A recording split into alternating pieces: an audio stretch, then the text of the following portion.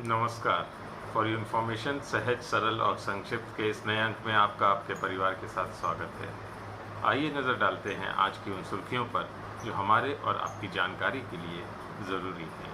पहले राष्ट्रीय खबरों पर एक नज़र। मुख्यमंत्री योगी आदित्यनाथ ने शनिवार को कैबिनेट की पहली बैठक के बाद प्रोटेम स्पीकर के शपथ ग्रहण समारोह में शामिल होने के बाद शासन के वरिष्ठ अधिकारियों के साथ बैठक की। योजना भवन में आयोजित इस बैठक में मुख्यमंत्री योगी आदित्यनाथ सभी अफसरों को सरकार की वरीयता से अवगत कराने के साथ ही सभी से अपनी अपनी भूमिका भी तय करने का निर्देश दिया। उन्होंने सभी से स्पष्ट कह दिया कि कार्य में तेजी तथा पारदर्शिता लाएं। शनिवार को शासन स्तर के उच्च अधिकारियों के साथ बैठक कर मुख्यमंत्री ने सभी विभागों को अगले 100 दिन, 6 माह और वार्षिक कार्य योजना तैयार करने को कहा है। ये कार्य योजना मंत्रिपरिषद के सामने प्रस्तुत करनी होगी। इसकी विभागवार समय सारणी जल्द ही घोषित होगी। योजना भवन में हुई इस महत्वपूर्ण बैठक में मुख्यमंत्री योगी आदित्यनाथ के साथ डिप्टी सीएम केशव प्रसाद मौर्य तथा ब्रजेश पाठक ने सभी अधिकारियों को भारतीय जनता पार्टी के लोक कल्याण संकल्प पत्र के बिंदुओं को याद करने की जरूरत बताई है। उन्होंने कहा कि वर्ष 2017 में घोषित संकल्प पत्र के सभी बिंदुओं को यथार्थ में बदलने में अधिकारियों ने पूरी ईमानदारी से प्रयास किया, जिसका परिणाम रहा कि दशकों बाद आम जनता ने उत्तर प्रदेश में सकारात्मक बदलाव का अनुभव किया। मुख्यमंत्री ने कहा कि हमारे समक्ष उत्तर प्रदेश को देश का नंबर 1 राज्य और प्रदेश की अर्थव्यवस्था को देश की नंबर 1 अर्थव्यवस्था बनाने का लक्ष्य है। भाजपा विधायक MP रेणुकाचार्य ने मुख्यमंत्री बसवराज बोमई और शिक्षा मंत्री BC नागेश से मदरसों पर प्रतिबंध लगाने का अनुरोध किया है। उन्होंने आरोप लगाया है कि मदरसों में कथित तौर पर राष्ट्र विरोधी पाठ पढ़ाए जाते हैं। रेणुकाचार्य यहीं नहीं रुके, उन्होंने कांग्रेस पर हिजाब का मुद्दा उछालने का भी आरोप लगाया है।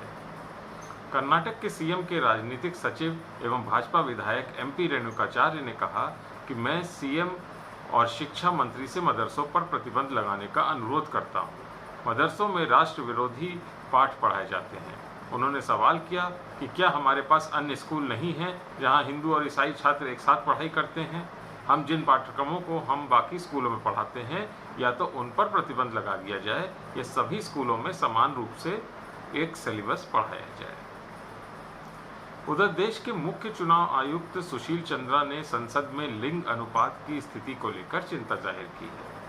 संसद रत्न पुरस्कार 2022 प्रदान करने के लिए आयोजित एक कार्यक्रम में चंद्रा ने बताया कि जब देश में पहली लोकसभा का गठन हुआ था तब महिला सांसदों की संख्या महज 15 थी, जो कि अब 17वीं लोकसभा में बढ़कर 78 हो गई है। उन्होंने कहा कि संसद में महिलाओं की भागीदारी अपेक्षा के मुताबिक बहुत कम है। एक अच्छी विधायिका में विविध आवाजें शामिल होनी चाहिए, खासकर उन लोगों की जो पहले हाशिए पर थे। अंतर्राष्ट्रीय खबरों पर एक नजर डालते हैं। अमेरिकी राष्ट्रपति जो बाइडेन ने द्विपक्षीय संबंधों की मजबूती के मद्देनजर पोलैंड के राष्ट्रपति आंद्रजेज डूडा के साथ बैठक की। वार्ता के दौरान उन्होंने नाटो की एकजुटता को लेकर प्रतिबद्धता जताई। उन्होंने कहा कि वक्त के साथ बदलने वाली दुनिया में नाटो पूरी तरह से एकजुट है। बाइडेन ने नाटो सदस्यों का दृष्टिकोण एक होने की भी बात कही है। बैठक के दौरान अमेरिकी राष्ट्रपति ने कहा कि उन्हें पूरा भरोसा है कि व्लादिमीर पुतिन नाटो को विभाजित करने की कोशिश में लगे हुए हैं। वो पूर्व के देशों को पश्चिम से अलग करना चाहते हैं। वहीं यूक्रेन और रूस के बीच जारी युद्ध में पोलैंड की भूमिका की बाइडेन ने तारीफ की। उन्होंने कहा कि पोलैंड महत्वपूर्ण तरीके से अपनी जिम्मेदारियां निभा रहा है। ये काम जो पोलैंड अकेले कर रहा है, ये सभी नाटो देशों को करना चाहिए। पोलैंड के राष्ट्रपति के साथ वार्ता के दौरान बाइडेन ने कहा कि अमेरिका भी यूक्रेन के प्रति अपनी जिम्मेदारियों को निभा रहा है। वो यूक्रेन से विस्थापित हुए लोगों में से 1 लाख लोगों को अमेरिका में शरण भी देगा।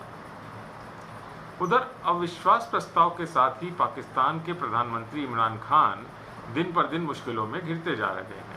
पाकिस्तान मुस्लिम लीग नवाज की उपाध्यक्ष मरियम नवाज ने इमरान खान और उनकी पत्नी पर बड़ा आरोप लगाया है। शनिवार को मरियम नवाज ने इमरान खान और उनकी पत्नी बुशरा बीबी पर 6 अरब PKR यानी पाकिस्तान रुपये की रिश्वत लेने का आरोप लगाया है। इसके साथ ही उन्होंने इसे सभी घोटालों की जननी करार दिया है।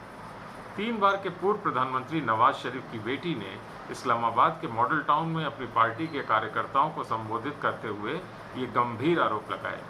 रैली के दौरान मरियम ने कहा कि मैं फराह के नाम लेने की हिम्मत लेती हूँ, जो तबादलों और पोस्टिंग के जरिए लाखों रुपए प्राप्त करने में शामिल है और ये सीधे बनीगला से जुड़ी है। बनीगला यानी पीएम का निवास। साथ ही उन्होंने कहा, एक बार जब पीटीआई सरकार को अविश्वास प्रस्ताव के माध्यम से घर भेज दिया जाएगा तो भ्रष्टाचार की और कई कहानियां सामने आएंगी। आने वाले दिनों में और भी चौंकाने वाले सबूत भी सामने आएंगे। उन्होंने कहा कि इमरान खान सरकार के सभी घोटालों की जननी तबादलों और पोस्टिंग की 6 अरब रुपए की राशि है और ये सीधे बनीगला से संबंधित है।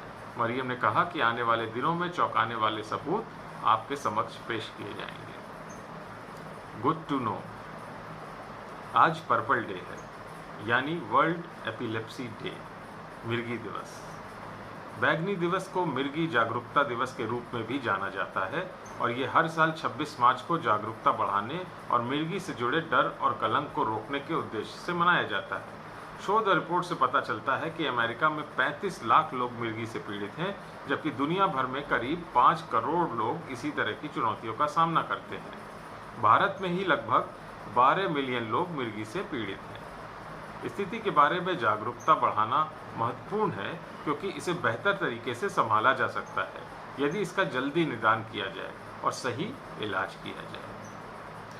2008 में कनाडा की 8 वर्षीय कैसिडी मेगन ने फैसला किया कि वे मिर्गी से पीड़ित लोगों के लिए जागरूकता बढ़ाने में मदद करना चाहती हैं और ये सुनिश्चित करना चाहती हैं कि कोई भी प्रभावित व्यक्ति अकेला महसूस न करे। उसने अपने विचार का नाम लेवेंडर के रंग के नाम पर रखा। मिर्गी के लिए अंतर्राष्ट्रीय स्तर पर मान्यता प्राप्त फूल और पर्पल डे का जन्म हुआ। मिर्गी जागरूकता दिवस पहली बार 26 मार्च 2008 को कनाडा के नोवा स्कोटिया के कैसिडी मेगन द्वारा आयोजित एक कार्यक्रम के साथ मनाया गया था। कैसिडी मेगन मिर्गी के निदान के बाद आने वाली चुनौतियों का सामना करने की अपनी कहानी से ही प्रेरित थी। इस आयोजन का मुख्य उद्देश्य लोगों को मिर्गी नामक सामान्य न्यूरोलॉजिकल स्थिति के बारे में शिक्षित करना और उन्हें संलग्न करने, शिक्षित करने और उसी के बारे में जागरूकता बढ़ाने के लिए प्रोत्साहित करना था। मिर्गी मस्तिष्क में विद्युत गड़बड़ी का कारण है जिसके परिणाम स्वरूप विभिन्न प्रकार के दौरे पड़ते हैं। मिर्गी केंद्रीय तंत्रिका तंत्र यानी सेंट्रल नर्वस सिस्टम का एक स्नायविक विकार है, विशेष रूप से मस्तिष्क का। ये आवर्तक दौर होने के प्रवृत्ति की विशेषता है। ये माइग्रेन, स्ट्रोक और अल्जाइमर के बाद चौथी सामान्य न्यूरोलॉजिकल स्थिति है। यह उस व्यक्ति के लिए भ्रमित करने वाली स्थिति हो सकती है जो नहीं जानता कि क्या हो रहा है। अनुमान बताते हैं कि अमेरिका में 26 में से एक व्यक्ति अपने जीवन काल में एक बार मिर्गी से पीड़ित होता है।